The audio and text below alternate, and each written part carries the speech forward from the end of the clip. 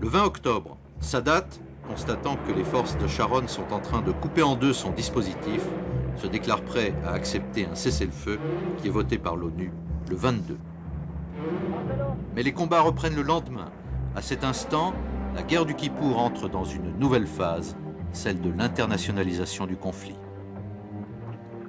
Dès le 16 octobre, les pays arabes exportateurs de pétrole avaient décidé d'augmenter de 70% le prix du brut. Pour la première fois, l'arme du pétrole est utilisée.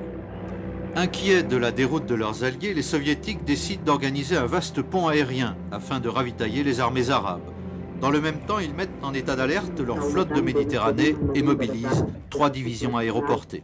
Mais il est trop tard. Les hommes de Sharon isolent la 3e armée égyptienne qui manque d'eau, de vivres, de médicaments. Brejnev, le maître du Kremlin, donne de la voix. Il exige du président américain Nixon une action immédiate et conjointe. Il place 4 nouvelles divisions sur le pied de guerre.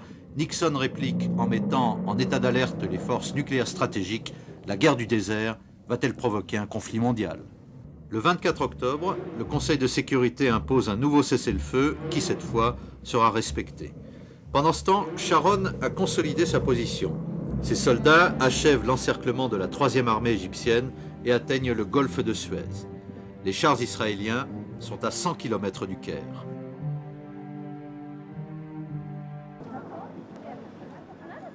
Sur le terrain, en application du cessez-le-feu, un accord permet le ravitaillement de la 3e armée. Un convoi traverse les lignes.